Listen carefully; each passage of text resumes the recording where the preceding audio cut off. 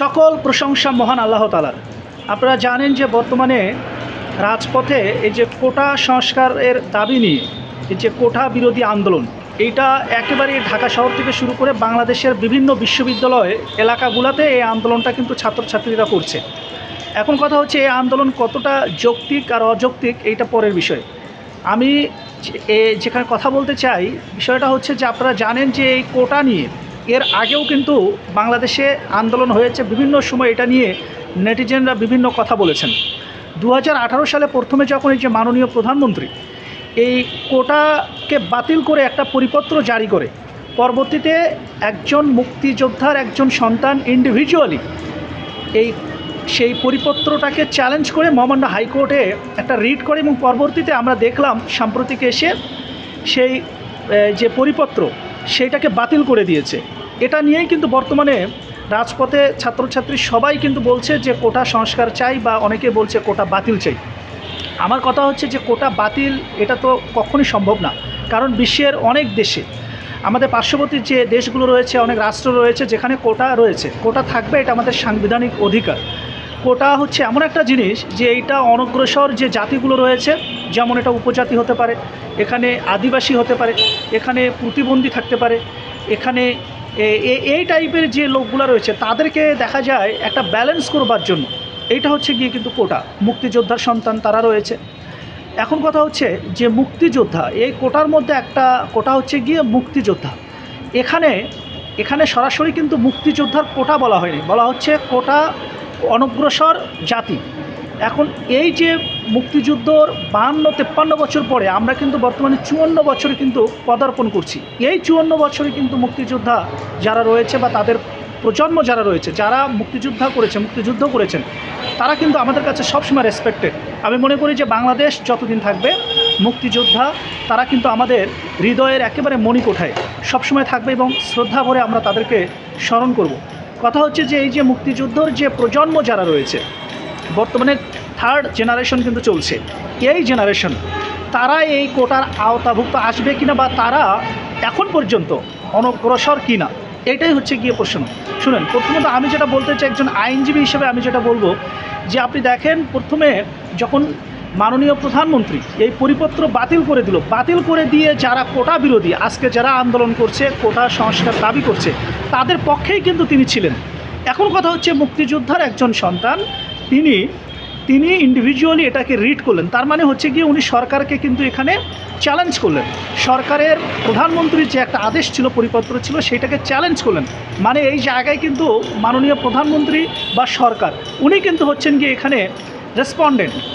এখন কথা হচ্ছে এইটা মহামান্য হাইকোর্ট এটাকে বাতিল করে দেওয়ার মানে হচ্ছে গিয়ে যে এটা মুক্তিযোদ্ধাদের পক্ষে কিন্তু দিয়েছে, মানে সরকার কিন্তু এখানে হেরে গেছে। তার মানে সরকার কিন্তু শুরু থেকে আজকে যারা কোটা, যারা বিরোধী, যারা আন্দোলন করছে, তাদের পক্ষেই কিন্তু ছিলেন।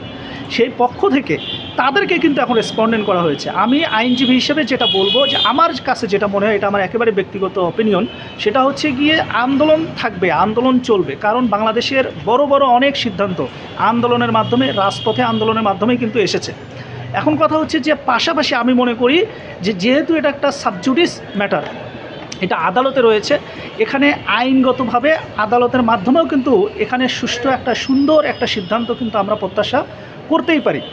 সেই জায়গা থেকে যারা আন্দোলনকারী তারা যেটা বলছে যে এখানে সাংবিধানিকভাবেও এখানে একটা সিদ্ধান্ত আসতে পারে। আমাদের পার্লামেন্ট রয়েছে, সেখানে পার্লামেন্ট যারা মেম্বার রয়েছেন তারা এই বিষয়টাকে উত্থাপন করে কিন্তু একটা সলিউশন, এখানে যে স্টেট পলিসি, নির্বাহী বিভাগ থেকেও কিন্তু এটা আসতে পারে। তবে আমি মনে করি যেহেতু এইটা আদালতের ম্যাটার, এখানে আদালতে এই বিষয়টা এখন সাবজুডিস ম্যাটার, সুতরাং আদালতকে একেবারে মাইনাস করে এখানে কিন্তু চাইলে সরকার কিন্তু কোনো সিদ্ধান্ত দিতে পারবে না,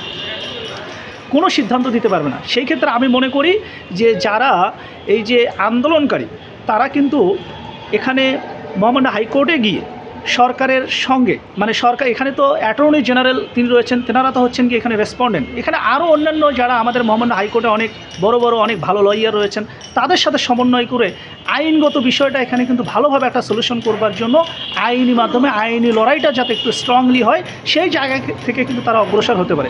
পাশাপাশি আন্দোলন এটা থাকবে। আমি ব্যক্তিগতভাবে যে কোটা সংস্কার যেটা রয়েছে, যে আন্দোলন বর্তমানে চলছে, এটাকে কিন্তু আমি একেবারে সাপোর্ট করি। এই কারণে সাপোর্ট করি যে এত কোটা কিন্তু থাকতে পারে না, কারণ মুক্তিযোদ্ধাদের বিষয়ে যেটা বলা হচ্ছে এটা কত জেনারেশন পর্যন্ত চলবে। কারণ আপনারা জানেন যে একজন মুক্তিযোদ্ধার সন্তান তিনি যখন প্রথমে এই যে কোটার যে সুবিধাটা নিচ্ছে, এই সুবিধা কিন্তু রিসাইকেলভাবে প্রত্যেকটা ক্ষেত্রে কিন্তু তারা নিচ্ছে। দেখা যাচ্ছে কেউ বিশ্ববিদ্যালয়ে যখন ভর্তি হচ্ছে সেই ছেলেটা সেখানেও কোটার সুবিধা নিচ্ছে, আবার বিশ্ববিদ্যালয়ে পাশ করবার পরে যখন চাকরির ক্ষেত্রে যাচ্ছে সেখানেও সেই সুবিধা নিচ্ছে।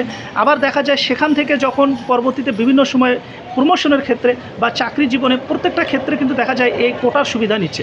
এবং অনেক সময় দেখা যায় যে একজন মুক্তিযোদ্ধার পরিবারের যদি 3 জন 4 জন বা একাধিক ব্যক্তি কিন্তু তারা এই সুবিধাটা নিচ্ছে। এই জায়গা থেকে আমি মনে করি যে এটা সংস্কার করা দরকার। কারণটা হচ্ছে কি, এইটা কত জায়গা, কত জেনারেশন, কততম জেনারেশন পর্যন্ত এটা থাকবে, এবং যদিও থাকে কোন কোন ক্ষেত্রে এই কোটার সুবিধা নিতে পারবে। কারণ একজন ব্যক্তি যদি সব জায়গায় সুবিধা নেয় তাহলে এটা কিন্তু সাধারণ মানুষের সাথে, আমাদের কনস্টিটিউশন যেটা বলে দিয়েছে যে আইনের দৃষ্টিতে সবাই সমান, এই বিষয়টা কিন্তু আর থাকে না। সেই জায়গা থেকে আমি মনে করি যে এটা সংস্কার করা দরকার। এবং এখানে যে পার্সেন্ট, যে পার্সেন্টের কথা বলা হয়েছে, এটাও কিন্তু এত থাকবার কথা নয়। কারণ কোটাকে যদি আমরা এতটা যদি মূল্যায়ন করি, দেখা যায় অনেক মেধাবী স্টুডেন্ট তাদের কিন্তু এখানে পিছিয়ে পড়ার কিন্তু একটা সম্ভাবনা থাকে। সেই জায়গা থেকে আমার মনে হয় যে কোটা সংস্কার করা এটা এক বর্তমানে সময়ের প্রয়োজন, সময়ের দাবি।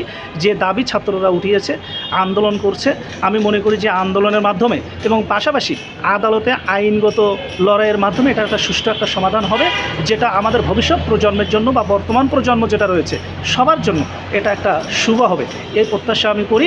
এবং সবাইকে আমি অনুরোধ করব যে আপনারা যারা আন্দোলন করছেন, যারা আমার এই ভিডিওটা দেখবেন, শুধু একটা কথা মাথায় রাখবেন যে এই দেশটা কিন্তু আমাদের, এই দেশের প্রত্যেকটা বিষয় দেখার, এমনিতেই দেশের প্রত্যেকটা জায়গায় আপনারা যে কোটা যে আন্দোলন করছেন, এই যে চোরের যে একটা কোটা, এইটা তো আছেই। কারণ এরা যে পরিমাণে বিভিন্ন জায়গায়, যে আপনারা জানলেন যে কিছুদিন আগেও আবেদ আলী সহ অনেকেই কিন্তু বর্তমানে অ্যারেস্টেড, তারা কিন্তু প্রশ্ন ফাঁসের সাথে জড়িত। সুতরাং এরকম চোরের একটা দৌরাত্ম্য রয়েছে। পাশাপাশি যে আপনারা যে আন্দোলন করছেন, এখানে আপনাদেরকে খেয়াল করতে হবে সাধারণ মানুষের যাতে কোনো ভোগান্তি না হয়।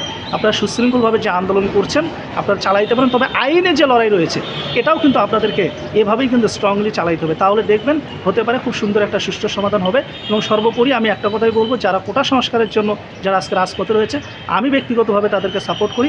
আমি মনে করি যে এটা একটা সুষ্ঠু সুন্দর একটা সংস্কার হওয়া দরকার, যেটা আগামী প্রজন্মের জন্য বা বর্তমান প্রজন্ম যারা রয়েছে সবার জন্য সুন্দর হবে। ভালো থাকবেন, সুস্থ থাকবেন, আল্লাহ হাফেজ।